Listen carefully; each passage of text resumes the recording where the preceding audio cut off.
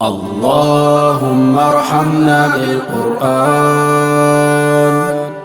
واجعله لنا إماما ونورا وهدى ورحمة. إن الحمد لله نحمده تعالى ونستعينه ونستغفره ونعوذ بالله من شرور أنفسنا ومن سيئات أعمالنا.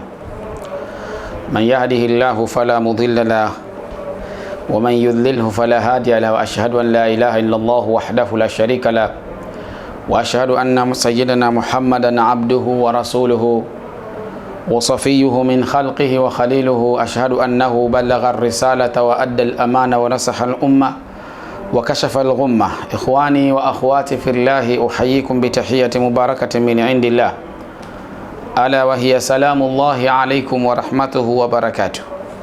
Ndugu wapenzi watukufu mnaofuatilia Maalim Shabani popote pale mlipo, ikiendelea kufuatilia Maalim Shabani, usikum wa usi nafsi bitaqwallah, na kuhusieni na nikihusia nafsi yangu pamoja na Waislamu wote kwa ujumla katika kumcha Mwenyezi Mungu Subhanahu wa Ta'ala.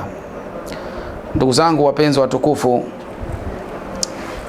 Allah Subhanahu wa Ta'ala ametuumba hapa duniani kwa makusudio ya kumwabudu yeye, na ndio kwa ajili hiyo tunasema ni juu yetu sisi sana kumshukuru Mwenyezi Mungu Subhanahu wa Ta'ala kila hatua, kila zama, kila dakika, kutokana na mapenzi ya Mwenyezi Mungu Subhanahu wa Ta'ala kutuumba sisi na akatujalia kuwa miongoni mwa waja wake ambao ni wenye kuendelea kuishi katika hii dunia. Basi ni wajibu wetu sana kumshukuru Mwenyezi Mungu. Lakini katika shukurani kubwa ya kumshukuru Allah ni kumwabudia Allah Subhanahu wa Ta'ala kwa kushukuru neema ya kutupa pumzi na afya na uzima. Basi miongoni mwa shukurani kubwa ni kudumu katika amri zake zile ambazo kwamba yeye Allah Subhanahu wa Ta'ala ametuamrisha kwazo. Basi tutakuwa tumefanya kitu kikubwa sana, na hatutakuwa tumemfanyia Mungu, bali tutakuwa tumejifanyia wenyewe. Ndugu zangu, Allah Subhanahu wa Ta'ala ametuumba kwa ajili ya kumwabudu, na ibada ziko nyingi mno. Kuna ibada ya funga, kuna ibada ya sala, kuna ibada ya haji, kuna ibada ziko za sunna, ziko ibada za faradhi. Naam, kwa ajili hiyo ibada hizi ambazo Allah ametuwekea, makusudio ni mwanadamu kujikurubisha na kujipendekeza kwa Mwenyezi Mungu, na si kujipendekeza tu kwa Mwenyezi Mungu. Allah anataka kuangalia, je, iwewe utakuwa ni mja ambaye ni mwenye kushukuru? Lakini tu Allah hatoishia hapo, bali yule ambaye atakayetii amri zake na maamrisho yake, Allah ameandaa malipo makubwa, na si mengine ni kutuingiza peponi. Mwenyezi Mungu atujalie tuwe miongoni mwa wale ambao kwamba watakaojaliwa kuingia peponi. Ndugu zangu wapenzi watukufu, kama tulivyotangulia kisha kusema, ibada ziko nyingi, anwa'ul ibada kathir, aina za ibada ziko nyingi sana. Lakini ibada ambayo tutakayoizungumzia leo, ibada ya kufunga saumu katika masiku ambayo yako mbele yetu, ni masiku matukufu. Kwanza tuko ndani ya mwezi mtukufu, pia tunaendea tena katika masiku matukufu. Afwan ndugu zangu, mnasikia kuna sauti kama ya kisomo inaingiliana, isiwashughulishe. Huko kuna watu wanafanywa kisomo, wamekuja kwa ajili ya dua, wanafanziwa kisomo. Sasa anaweza mkasikia sauti kwa mbali kama mtu yawasoma, basi ni sauti hiyo ya kisomo. Ndugu zangu wapenzi watukufu, ibada ambayo tutaizungumzia leo ni ibada ya saumu. Mbele yetu tuna ibada kubwa ya saumu. Tuko katika masiku matukufu, tuko katika miezi mitukufu, miezi ambayo imetajwa ndani ya Qur'ani kwa utukufu wake. Miezi ambayo mtu akifanya moja, Allah anamtazama kwa kiwango cha juu tofauti na miezi mingine. Kawaida ya Allah, ukifanya ibada ndani ya miezi mitukufu, ile ibada Allah anaidabo. Ukitoa sadaka, utukufu wake wa kutoa sadaka katika mwezi huo unakuwa tofauti na miezi mingine, kwa sababu ni miezi mitukufu. Ndugu zangu, tuna haja na tuna umuhimu, sisi tuna ya kwetu makubwa mazito yanayotukabili katika dunia, riziki mbalimbali, kwa riziki ya mtu kukidhi mahitaji yake, chakula na mambo mbalimbali, riziki za ndoa, riziki za mume, riziki za mke, riziki za watoto, riziki. Kwa ajili hiyo inapokuja miezi kama hii, ndio miezi ya kujipendekeza sana kwa Mwenyezi Mungu Subhanahu wa Ta'ala, ili Allah Subhanahu wa Ta'ala atuone huruma kutokana hii miezi ameipa sharaf, utukufu. Basi ndani huwa kuna kuwaga na ofa zake Allah Subhanahu wa Ta'ala ameziweka. Hakuna masiku yanapendeza mbele ya Mwenyezi Mungu katika dunia hii kama ni masiku yale 10 ya mfungo 3 ambayo ya Dhulhijja. Masiku hayo yanasemekana ni matukufu kuliko hata mwezi mtukufu wa Ramadhani. Subhanallah, kuliko hata mwezi mtukufu wa Ramadhani. Ni ofa iliyoje! Sasa masiku hayo inatakiwa mtu ajipindi kwa kufunga. Kwa wale akina dada, kina mama, ikawafikia masiku hayo uko ndani ya tahara, yani kwamba uko safi, basi fa alaika bisiyami, ni juu yako kufunga. Funga katika hayo masiku. Uwezi kufunga, soma sana Qur'ani. Uwezi kusoma Qur'ani, msalie sana Mtume sallallahu, yani tafuta ibada moja, shikamana nayo katika hayo masiku. Ukiweza, ukiwa una nguvu, basi kusanya ibada zote, funga, soma Qur'ani, leta istighfari, jipendekeze kwa Rabbu Jalla Jalalu. Asa Allah, Mwenyezi Mungu kwa mapenzi yake, inawezekana kakuonea huruma wewe yale maradhi yanayokusumbua. Inawezekana wewe katika uenda sangine mtu umeandikiwa katika jina lako lio katika mlango wa motoni, uenda kwa huruma ya Allah, Mungu atuhifadhi na hilo, uenda ikawa jina lako likafutwa katika mlango wa moto wa Jahannam. Katika orodha ya watu watakwenda motoni, uenda ikafutwa kwa kujipinda ndani ya masiku 10. Ni wiki moja tu na siku 3. Naam, ndugu zangu, tuwakumbushana. Lakini si hivyo tu, ndani ya masiku 10 haya ndani imefungamana na masiku ya uchinjaji. Kuna masiku tena ya kuchinja. Na hilo ndugu zangu niwakumbushe, mpaka sasa tumekusanya gharama ya pesa kwa ajili ya kuchinja, kama siku zote tunavyofanyaga ile ibada ya chinja, ya kuchinja. Mwaka jana alhamdulillah thumma alhamdulillah tumechinja ng'ombe mmoja na tukachinja na mbuzi 6 kama sikosei, mbuzi 6 au 7. Kwa ajili hiyo mwaka huu alhamdulillah tunataka tufanye mapema, na tushafuatilia maeneo ya mbuzi bei rahisi, tunachinja vichinjwa vile bei rahisi. Allah akijalia katika pesa tunazozipata au tulizozikusanya, alizotoa huyu na yule, tuwaweza ikusanya, tukaangalia hao watu 7 pesa yao inatosha ng'ombe, tunaweza tukachukua ng'ombe. Tumfahamiana haya. Lakini mpaka sasa alhamdulillah tushakusanya kiasi fulani, tupo kama na pesa ya mbuzi kama kwenye mbuzi wa 5-6 hivi, alhamdulillah.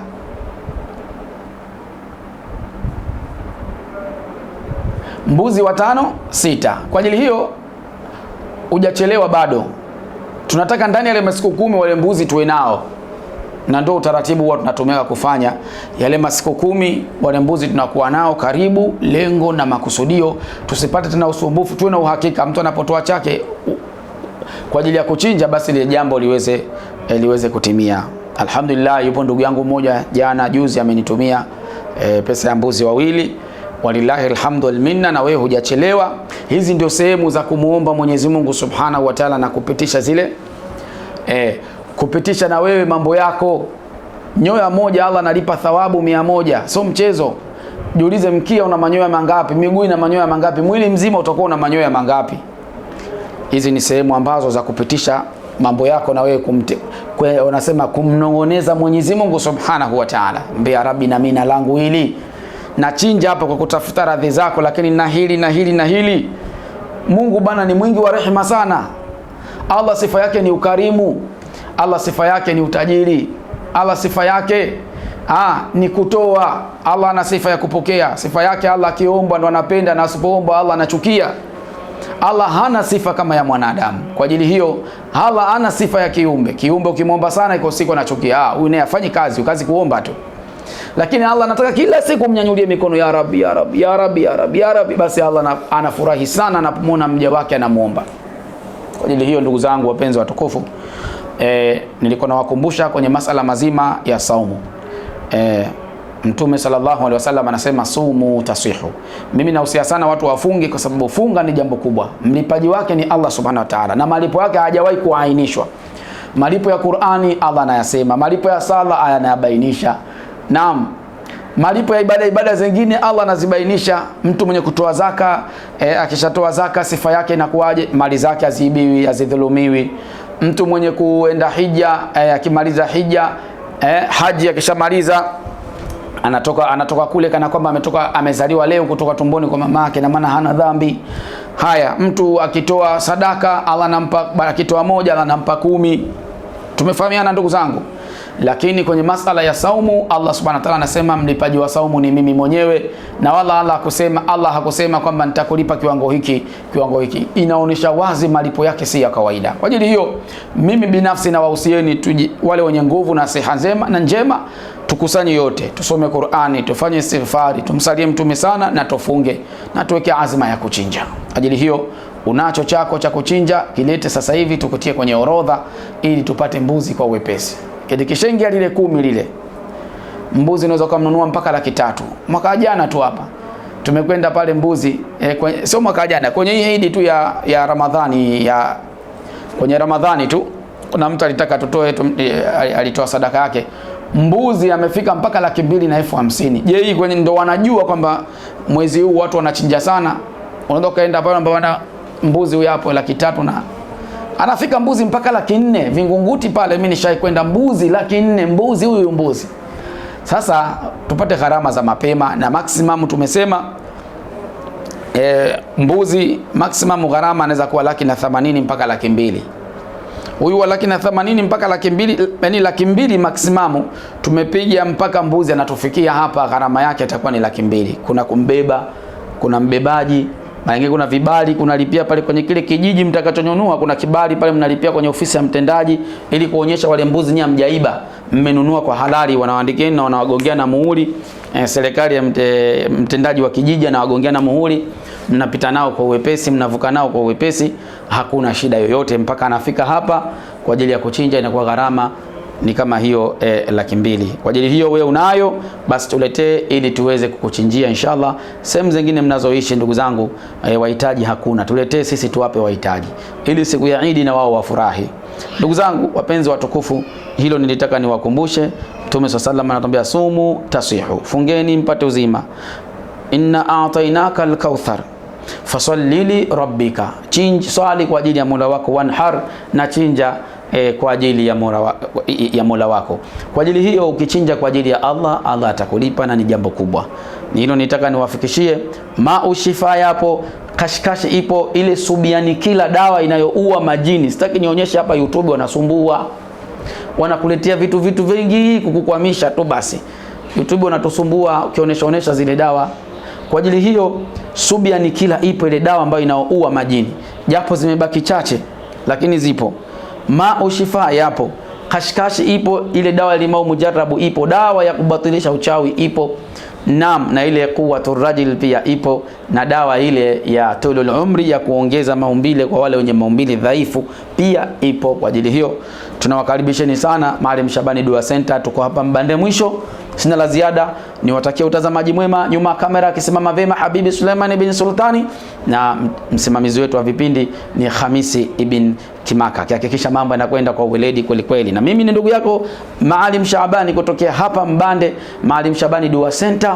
Tunapatikana hapa, karibuni sana, tuwapendeni sana, karibuni tena na tena. Wassalamu alaikum wa rahmatullahi wa barakatuh, wa ila liqa. Kile kituo chako pendwa cha tiba asili na dua cha Shifa chini ya Maalim Shaban sasa kinatibu magonjwa yote sugu ikiambatanishwa na visomo mbalimbali. Yes, Shifa wanatibu presha, matatizo ya kichwa, matatizo ya macho, kisukari, miguu kufaganzi, kutoshika ujauzito au kuharibika kwa ujauzito, matatizo ya nguvu za kiume, nuksi, mikosi, mashaitan pamoja na vifungo vya uchawi. Njoo wewe na familia yako uondokane na matatizo uliyokuwa nayo. nayo. Kwa mawasiliano zaidi piga simu namba 0755782478 au 0717284242 na 0625575272. Ummu Shifa, ukipona wewe na taifa pia limepona. Wote mnakaribishwa.